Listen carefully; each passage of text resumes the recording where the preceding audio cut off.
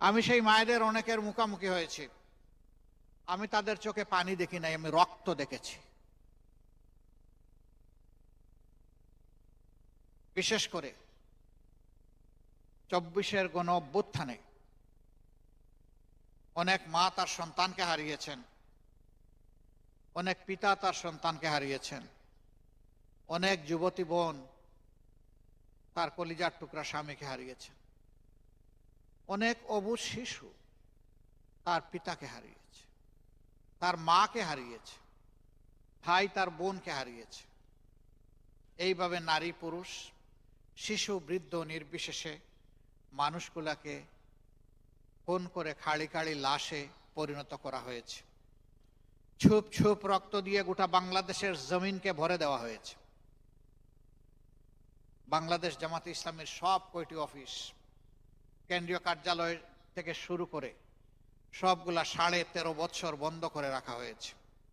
আমাদের নিবন্ধন বাতিল করা হয়েছে, আমাদেরকে নিষিদ্ধ করা হয়েছে। এমন কোনো জুলুম নাই যা আমাদের উপর করা হয় নাই। এমনকি আমাদের নেতৃবৃন্দের ঘর দুয়ার বোলডোজার দিয়ে ভেঙে চুরমার করে দেওয়া হয়েছে। আমাদের যুবক ছেলেদেরকে ধরে নিয়ে তাদেরকে ইলেকট্রিক শক দেওয়া হয়েছে।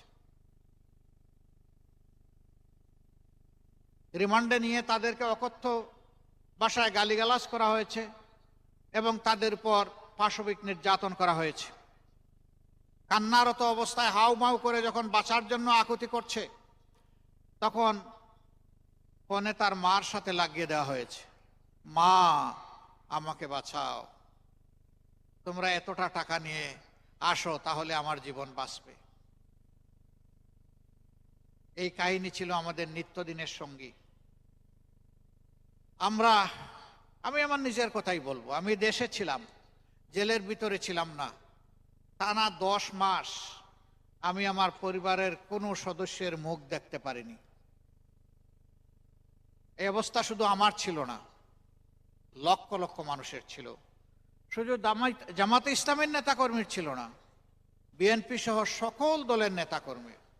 এই যে বীর মুক্তিযোদ্ধা, যুদ্ধের সূচনা লগ্নে যিনি চিৎকার দিয়ে সাহস করে সিংহের মতো গর্জন করে বলেছিলেন, উই রিভল্ট, হে পাকিস্তান সেনাবাহিনী এবং শাসক, তোমাদের বিরুদ্ধে আমরা বিদ্রোহ করলাম, অস্ত্র হাতে নিয়ে যুদ্ধ নেমেছিলেন, সেই বীর বিক্রম মুক্তিযোদ্ধাকেও তারা রেহাই দেয়নি। চট্টগ্রামের আদালতে আইনকে সম্মান করে একটি মামলায় হাজিরা দিতে গেলে তার উপর হামলা করে তার মাথা ফাটিয়ে তাকে রক্তাক্ত করা হয়েছিল।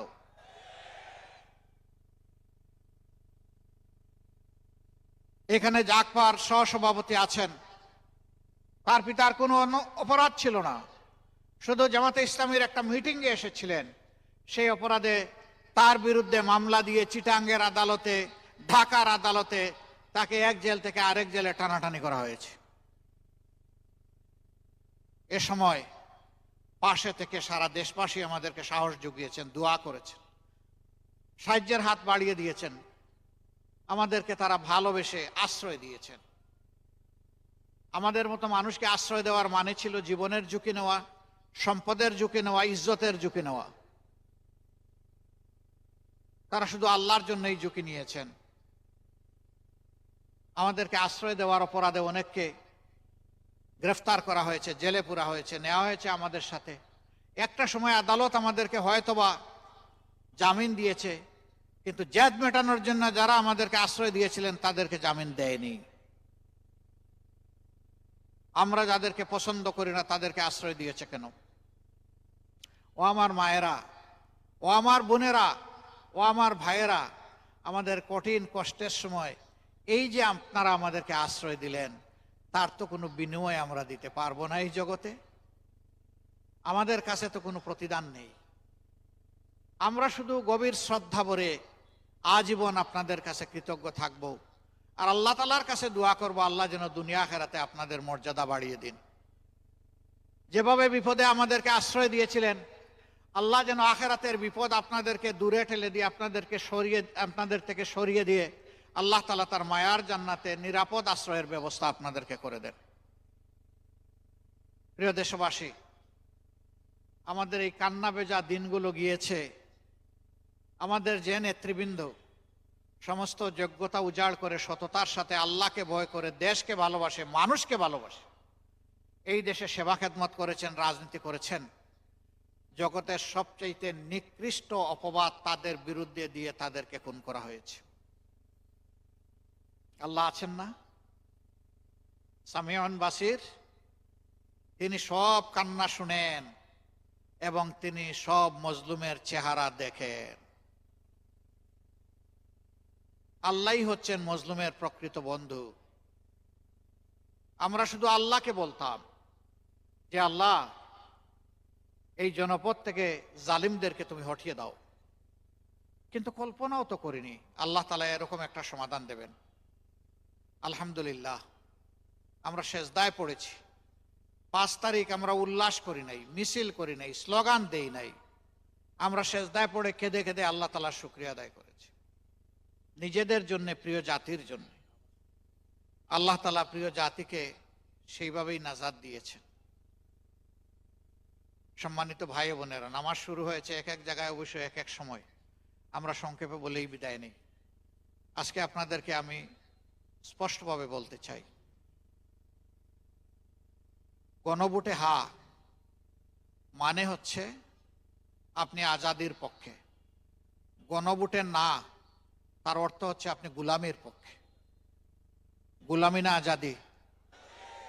গুলামি না আজাদি? তাহলে ইনশাআল্লাহ 12 তারিখ ভোট হবে হায়ের পক্ষে।